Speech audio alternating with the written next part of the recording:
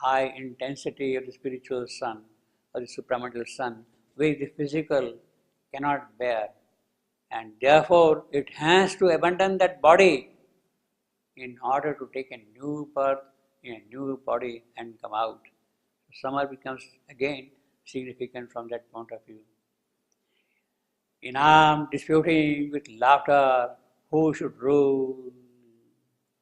Their expectation beat wide, sudden wings, as if a soul had looked out from earth's face, and all that was in her felt coming change, and forgetting obvious joys and common dream, obedient to time's call, and the spirit's fate, were lifted to a beauty calm and pure that lived under the eyes of eternity. Their expectation beat wide, sudden wings. So, expectation is a bird. That bird is flying in the sky, and suddenly it started beating its wings. Expectation started beating wings. Expectation, yes, is going to be here. She doesn't know yet, but she has a kind of an intuition, a feeling, a sense, a perception. Yes, it's going to be here. Perhaps it is here I am going to meet my life's partner here. That expectation is there, and therefore that expectation comes like a bird. Bird, the symbol of a soul. So, the soul of expectation, it is that which is now flying in the sky here and coming to this point here. Their expectation beat wide, sudden wings. Wide, nothing is going to narrow it down.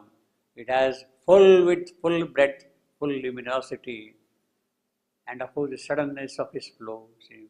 And all that was in her felt a coming change. That's the important thing. She is already feeling that coming change now. The moment she enters this place, she has entered into a new atmosphere. And that feeling is there, that perception is there. And forgetting obvious joys and common dreams, what she was carrying all along, like a common human being, all that has gone away. New dreams, new joys of expectation are filling up her soul, her heart. Obedient to time's call and the spirit's fate, were lifted to a beauty calm and pure that lived under the eyes of eternity. So this is what happens. The whole place is beautiful, lovely, joyous, calm, pure, serenity is there, no mental distortion, no vital blemishes, no vital urges and things of that kind. Pure soul atmosphere is there, and all that thing under the eye of eternity. Eternity himself is seeing the whole scene, the whole moment. Savitri is coming here at this point, obedient to time's call, because she has come to time. See, that's the beauty of the whole poetry of Savitri. You have got time's call, you have eternity's supervision about that. Both of them are simultaneously here. Eyes of eternity are watching the moments of time. Time has now arrived at this place, and eternity is now ready to snatch that particular moment. Were lifted to beauty and calm and pure that lived under the eyes of eternity. A crowd now follows the description of the landscape.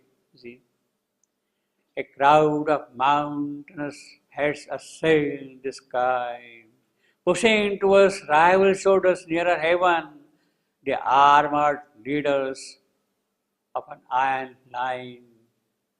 Earth prostrate lay beneath their feet of stone. So on the one side, there are the ranges of mountains, climbing up one above the other, trying to reach heaven, climbing up, assailing the sky, pushing towards rival shoulders. This mountain trying to push up, that mountain trying to push up. Let me go up, let me go up, like that, as if in competition. Pushing towards rival shoulders, nearer heaven. The armored, what are these mountains? They are the guardians. They are the protectors of this place. Below their feet, at the foothill, is the landscape, are the fields. Beneath their feet, earth lay prostrate. Green fields are there at the feet of this mountain. In other words, this whole place, these mountains are guarding the earth for the future purposes. Guarding iron lines strong, firm, nothing can dislodge them from the position. These mountains. Guarding in two ways. First, of course, to protect that moment and that spot. They are guarding it. They are watchful. Okay, the moment has come. Okay, this is the place. Things are going to happen. They are guarding it, you see. They are not going to allow that moment to slip away. They are guarding that moment of their meeting, of their coming together, guarding it together. At the same time, later on, 1 year after this meeting, it is here that Satyavan is going to die. And his mountains are there to guard that thing. They are guarding the iron law. Yes, it is here. He will die here in this place. And these mountains are standing not only witnessing their first meeting, but also they are going to witness later on the death of Satyavan. And the mountains are ready and protecting the whole thing.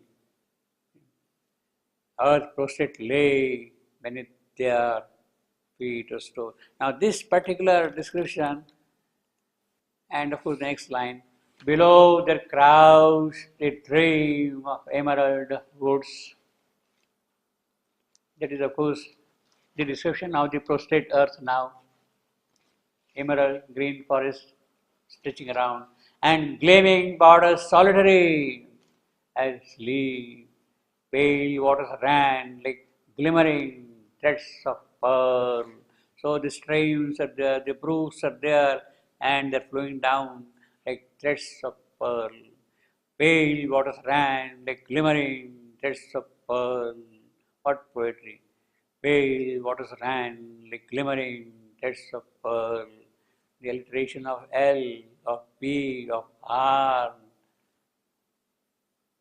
of even T. You see, that makes the fluid flow very easily. The waters are really running very smoothly because of this alliterative language.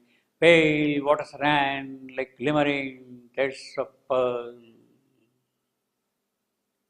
It makes the water flow very easily, you see, smoothly, you see. That is poetry, you see.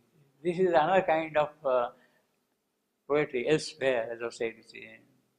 Now, this is a description which I told you last time, which could be connected. I told you last time that this meeting place, we have snatches of this description at different places in Savitri. At different places in Savitri. I give you some examples also there. 320, 102.2, 103.14, half a dozen, more than that. In various places, this meeting place, this place is described in different contexts differently. But the closest to what is now here, we could see in the very early part, in Book 1, Canto 2, 320.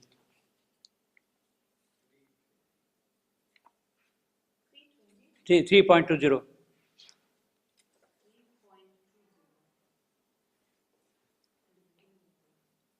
3.20, 3.26, 27, 3.20. Around her were the austere sky-pointing hills. We had started with the hills, earlier just now.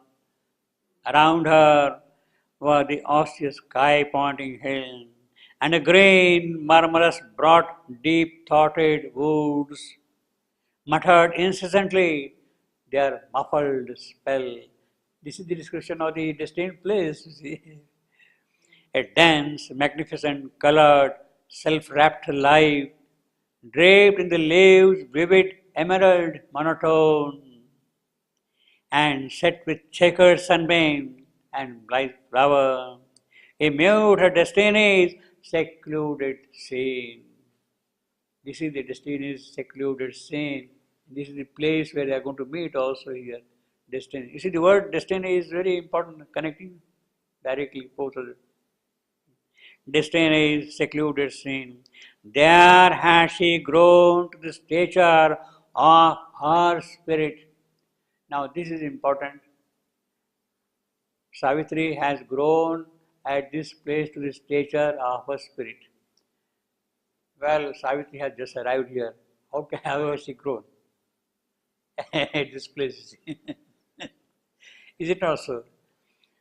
There has she grown to the stature of her spirit. It is here that a future event is going to take place. And it is here Savitri is going to do yoga. It is here that she is going to grow to the stature of a spirit. Savitri is just arriving here in the other canto. But it is here that she is going to do yoga and really grow to the stature of a spirit. It is here that she is going to discover her soul, and the divine Savitri is going to come and stay in her soul here in this. That is the stature to which she is going to grow at this place.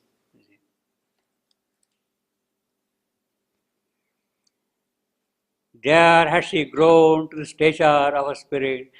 The genius of titanic silence is steeping her soul in its wide loneliness, has shown to her herself's bare reality and mated her with her environment. She was one with the surroundings completely, you see. Bare reality, self's bare reality. It is there she is going to see what she is really, you see. Its solitude greatened her human hours. Again, that reference is there. The solitude in this place greatened her human hour with background of the eternal and the unique. A force of spare direct necessity reduced the heavy framework of man's day. What is the direct necessity? Savitri has to be prepared to meet the hour. It is the force of that necessity which is driving her. And his overburning mass of outward name to a first thin strip of simple animal bond, and the mighty wideness of the primitive earth, and the brooding multitude of patient trees, and the musing sapphire leisure of the sky, and the solemn weight of the slowly passing months, had left in her deep room for thought and God. Now again here says, wait the slowly passing months. Yes, the months have to pass. That year has to come to an end at this place. There was her drama's radiant prologue lived. It is here that the drama is going to be enacted. The drama of death is going to be enacted here. There was a drama's radiant prologue lived, a spot for the eternal strait on earth. Again he says eternal strait. There, eye of eternity. Here eternal strait. A spot for the eternal strait on earth, set in the cloistral yearning of the woods and watched by the aspiration of the peaks. This is what we said just now. Aspiration of the peaks. The hills, morning of climbing up to the sky, you see. Watched by the aspiration of the peak, appear through an aureate opening in time where stillness listening felt the unspoken word. Yes, it is all such calm, such deep calm, that calm can hear the unspoken word. The calm can listen to that unspoken word, you see. Such deep calm, you see. Unspoken word. And the hours forgot to pass towards grief and change. So, where is the question of grief and change? Yes, even if death is going to take place here, forget about it. Forget about it, you see. Here, even suddenness, divine events have. So that is the quality of the divine events. If they have to happen, they happen suddenly. In a moment, shorter than death, longer than time. If the divine events have to happen, they happen in a moment, shorter than death. That death cannot come and intercept. That is the suddenness. No calamity can come and intercept. That is the meaning of suddenness. The divine event, they happen, no calamity can enter into that thing at all. No time is allowed to enter for that thing to happen, you see. That is the suddenness of the divine event. Here, with the suddenness, divine advents have, repeating the marvel of the first descent, changing into rapture the dull earthly round.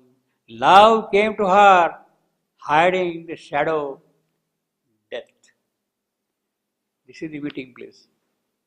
Savitri is going to meet love here, and love is going to hide behind him, death. Important. Both of them are important to see. He has already told us in advance. Yeah. He has already told in advance in section 3, where we are in section 102, 101. Love came to her, hiding the shadow. So Savitri is going to meet Satyavan. Unknowingly she is going to meet him. But poor girl, she has no knowledge that he is going to hide behind him, death. That will be told to her later on by Narad. Look, Savitri, you have chosen Satyavan, but you don't realize that he is hiding shadow behind, death behind him. That is what she will be told later on, you see. Yeah. So this is exactly the description of the meeting place what we have got here, you see. Now I will only say one thing. There are expectations, be it sudden beings, but that expectation is also carrying with it the shadow. So now we have basically the description of the same place at two places. One more or less at the beginning, where the radiant prologue of her life is being played. That is what we have got, the drama, and then later on, they're coming together and meeting. Now, there are small little differences between these two, not in terms of geographical details so much. They are more or less the same in both the places, geographically. But in terms of the quality of poetry, this poetry is of a slightly different kind than the poetry which comes in the distinct meeting place. The opening canto of the Book of Law is a different kind of a poetry altogether, you see. This is an inspiration which is coming directly, not only inspiration but also expression, coming directly from the overmind. It is pure mantra. The whole description from this point onward till the end of the section, it is na plus ultra. There is nothing beyond this in poetry.